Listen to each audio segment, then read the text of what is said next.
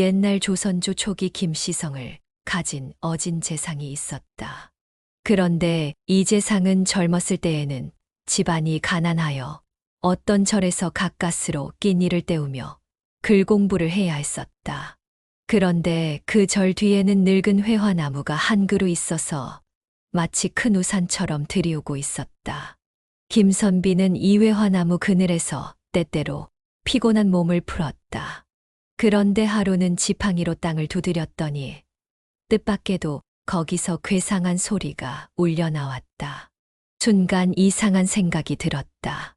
혹시 무엇인가 귀한 게 묻혀 있지 않을까? 김선비는 무의식 중에 흙을 조금씩 긁어냈다. 그러자 얼마 안 파서 큰 항아리가 한꺼번에 3개가 나왔다. 항아리 속에는 또 뜻밖에도 백금이 그득그득 담겨 있었다. 이것 봐라. 저도 모르게 놀랐지만 그러나 무슨 생각에선지 얼른 흙으로전처럼 묻어놓고 부랴부랴 돌아왔다. 이런 일이 있은 후에도 그는 이 일에 관하여 누구에게도 말을 하지 않았다. 그 후 몇 달이 지났다.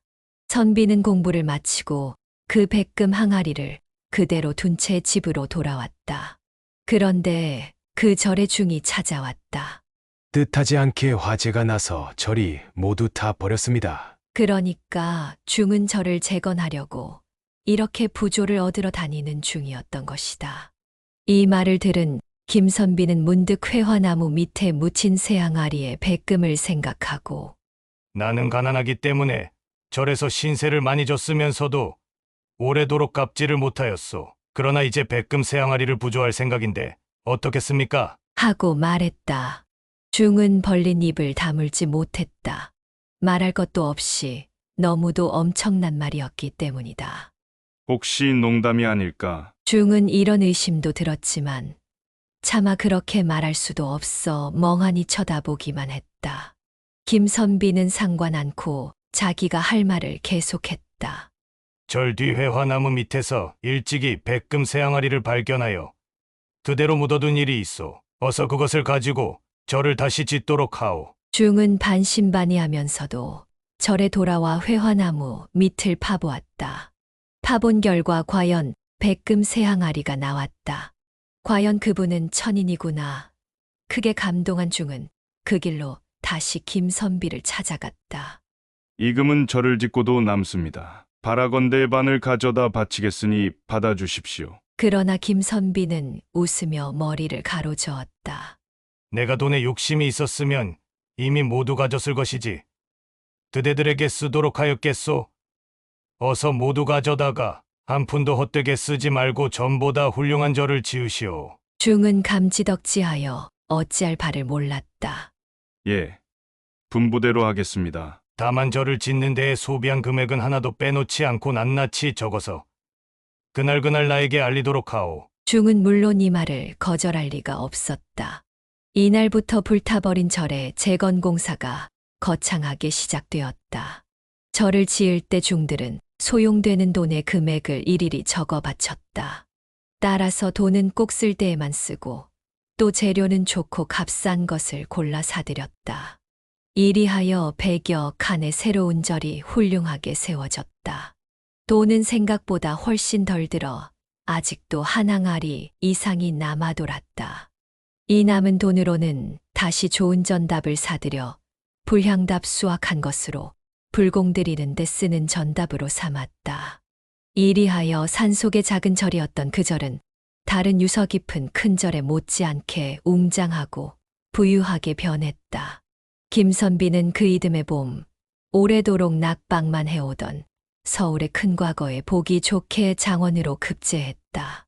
사람들은 김선비가 절을 재건해준 때문에 부처님의 은공을 입었다고 칭송을 맞이 않았다. 김선비는 벼슬에 올라간 다음에는 근실하고 청렴한 관원으로 이름을 떨쳤다. 그리고 차츰 큰 고을의 원과 관찰사를 지내며 벼슬이 자꾸만 높아졌다. 김선비는 처음 벼슬을 할 때부터 받은 나라의 복록은 그 금액이 많고 적고 간에 모두 일일이 책에 적어두었다. 또 웬만큼 금액이 높아진 후에는 옛날에 절을 지을 때 적어두었던 금액과 비교해 보곤 했다. 다시 말해서 애초 절 뒤에서 얻은 새항아리, 백금의 액수와 맞춰보았던 것이다. 이렇게 10여 년이 지났다. 나라에서는 이 김선비에게 과연 정승의 높은 자리를 주게 되었다. 그런데 재상에 오른 지 얼마 안 되어 김선비는 갑자기 집안 식구들을 한자리에 모아 놓더니 이런 말을 했다. 내가 벼슬을 해온 지도 벌써 오래되었다. 그동안 위로 임금의 보살피심과 아래로 백성의 순종함을 힘입어 큰 실수 없이 오늘에 이르렀다. 이제는 위로 임금 한 분만 모시는 정승자리마저 하게 되었다. 그러나 나는 원래 뜻하던 바가 이로써 이루어졌기에 오늘로써 벼슬에서 물러날 생각이다. 뜻밖의 말이라 가족들은 모두 깜짝 놀랐다. 그러나 다음과 같은 이야기를 듣고 오히려 커다란 감동을 받았다. 이제까지 말을 안 했지만 나는 아무해 아무달 아무날 절 뒤에서 수십만 금을 얻었다. 그러나 사람이 까닭없이 분에 넘는 재물을 얻는 것은 아무리 하늘이 내리는 복일지라도 자칫 큰 재앙의 근원이 되기 쉬운 법이다. 그래서 마침 절에 재건에 쓰게 하고 그 후 나라의 녹을 받을 때마다 그 금액을 낱낱이 적어두었는데 이제 꼭 그때 얻은 항아리의 금과 같은 만큼이 되었다. 그래서 하늘의 복과 나의 노력이 일치되었다고 여긴 것이다.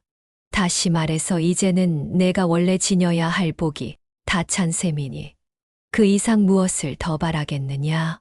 재상은 그 후 한적한 시골에 들어앉아 여생을 편안히 보냈다고 한다.